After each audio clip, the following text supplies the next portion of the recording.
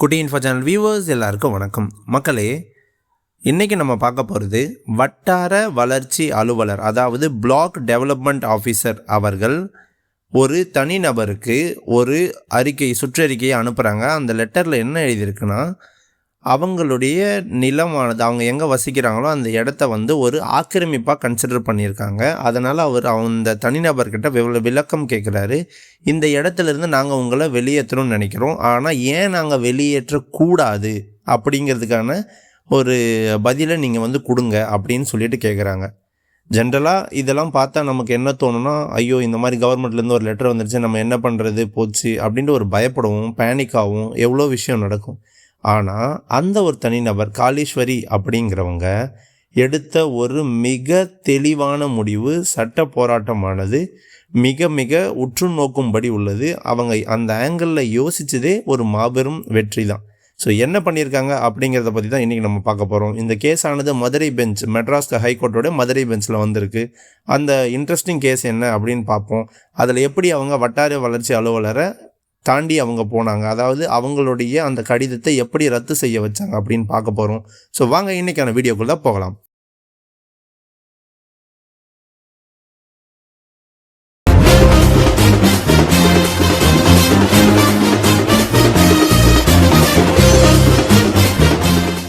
தெளிவாக பாருங்கள், இந்த கோர்ட்டோட ஜட்ஜ்மெண்ட்டை நான் உங்களுக்கு அட்டாச் பண்ணியிருக்கேன். இதனோட நம்பர் தெளிவாக எழுதியிருக்கு. Writ petition MD number 19132 of 2024. இது எங்கே நடக்குதுன்னா Madurai bench of Madras high court, அங்கே தான் நடக்குது. டேட்டட் 7/8/2024. இதில் யாரெல்லாம் நீதி அரசர்கள் இருக்காங்க பார்த்தீங்கன்னா, honourable justice mister R. Subramanian அவர்களும் honourable justice missus L. Victoria Gowri, இவங்க 2 பேரும் தான் இதில் நீதி அரசர்களாக இருக்காங்க. இதில் யார் இந்த மனுவை போட்டிருக்காங்க, இந்த கேஸை யார் போட்டிருக்காங்க அப்படின்னு பார்த்தீங்கன்னா, காளீஸ்வரி அப்படிங்கிற ஒரு தனிநபர், அந்த மேடம் தான் இந்த கேஸை போட்டிருக்காங்க.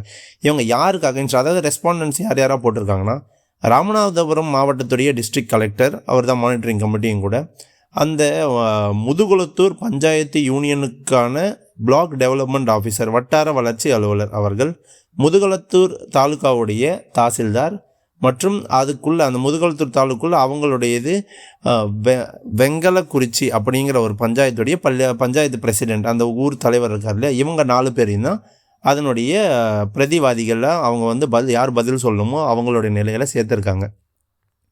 இவங்க ஆக்சுவலாக என்ன வேண்டி கேட்டுக்கிறாங்க, கவர்மெண்ட்கிட்ட என்ன கேட்டுக்கிறாங்கன்னா, இந்த வட்டார வளர்ச்சி அலுவலர் அவர்கள் என்ன பண்ணியிருக்காங்க, இந்த நபர் இருக்கு பாருங்க, நாகா NA2/1838/2024 டேட்டட் 9/7/2024, இந்த ஒரு நகலை கொடுத்துருக்காங்க. இதில் என்ன சொல்லியிருக்காங்கன்னா, அவங்களுடைய ஒரு இடத்துலேருந்து ஆக்கிரமிப்பு நடந்திருக்கு, அங்கேருந்து நீங்கள் வெளியேறணும் அப்படின்னு சொல்லிட்டு வட்டார வளர்ச்சி அலுவலர், நல்லா தெரிஞ்சுக்கோங்க, வட்டார வளர்ச்சி அலுவலர் இந்த கடிதத்தை அனுப்புகிறாரு அந்த தனிநபருக்கு. ஸோ அதனால் இவங்க சேலஞ்ச் பண்ணி என்ன சொல்கிறாங்கன்னா, சார் இவங்க சொல்லியிருக்கிறதே தப்பு, இவங்க இப்படி பண்ணியிருக்கிறதே தப்பு அப்படின்னு சொல்லிட்டு காளீஸ்வரி தன்னோட ஆர்கியூமெண்ட் வைக்கிறாங்க. அவங்க வைப்பதற்கான அடிப்படை பேஸ் எங்கே இருக்குது அப்படின்னு நீங்கள் பார்த்தீங்கன்னா உங்களுக்கு புரிஞ்சிடும். Under section 7 of the land encroachment act 1905. இதை தெளிவாக புரிஞ்சுக்குவாங்க. ஒரு நிலத்தை யாராவது ஆக்கிரமிப்பு செய்திருக்காங்க அப்படிங்கிறத உறுதி செஞ்சு அதிலிருந்து அவங்களுடைய ஆக்கிரமிப்பை வெளியேற்றம் செய்வதற்கு இந்த நிலத்தினுடைய லேண்ட் என்க்ரோச்மெண்ட் ஆக்ட் 1905 இதுதான் எப்பொழுதுமே கணக்கில் கொள்ளப்படும். இதில் என்ன சொல்லியிருக்காங்க அப்படின்னு பாருங்கள். Section 6 and section 7 of the land encroachment act 1905 provide for a scheme for eviction of encroachers. ரொம்ப தெளிவாக சொல்லியிருக்காங்க. 6 இந்த நில ஆக்கிரமிப்பு சட்டம் 1905 அதில் இருக்கக்கூடிய செக்ஷன் 6ம் செக்ஷன் 7ம் யாரெல்லாம் நிலத்தை ஆக்கிரமிப்பு செஞ்சுருக்காங்களோ அவங்கள அதிலேருந்து வெளியேற்றுறதுக்கான பவரை கொடுக்குது அப்படின்னு சொல்லியிருக்காங்க.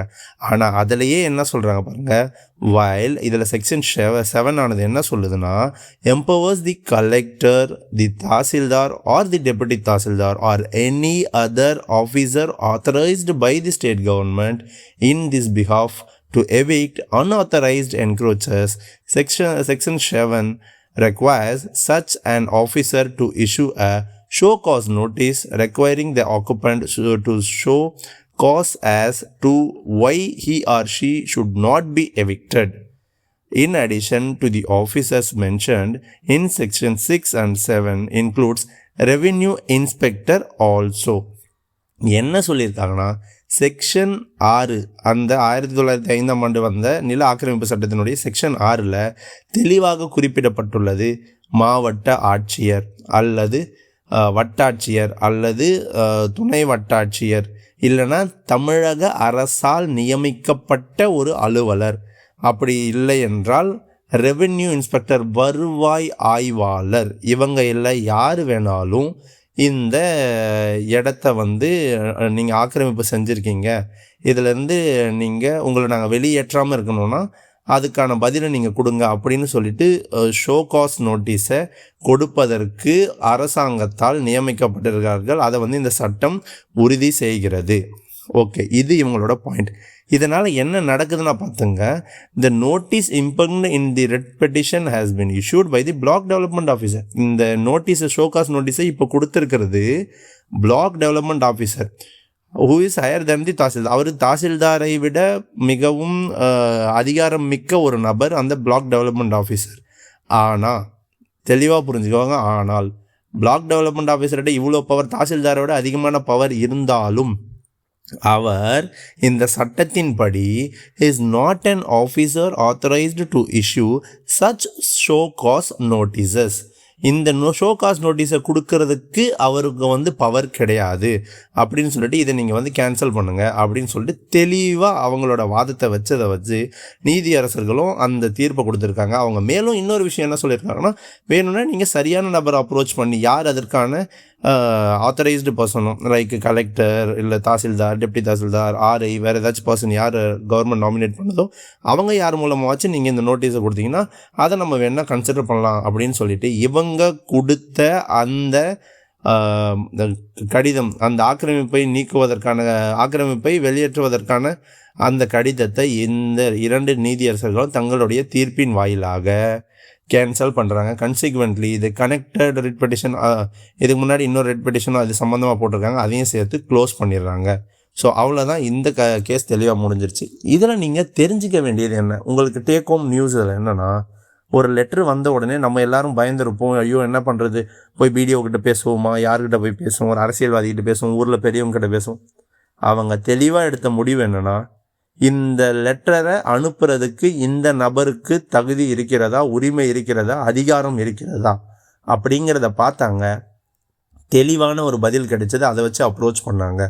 ஸோ இதையும் நீங்களும் இந்த மாதிரி உங்களுக்கு எப்போவாச்சும் நோட்டீஸ் வருதுன்னா கொடுத்த நபர் அந்த நோட்டீஸை அனுப்புவதற்கு உரிமை கொண்ட நபரா அப்படின்னு நீங்கள் பார்த்துக்கணும். ஸோ அவ்வளோதான், இன்றைக்கான வீடியோவை நம்ம பார்த்துட்டோம். இந்த மாதிரி உங்களுக்கு லைஃப்பில் எப்போச்சும் ஏதாச்சும் நோட்டீஸ் வருது, கவர்மெண்ட்லேருந்து லெட்டர் வருது அப்படின்னா நீங்கள் பேனிக் ஆகாமல் சட்டப்படி தெளிவான முடிவை எடுங்க.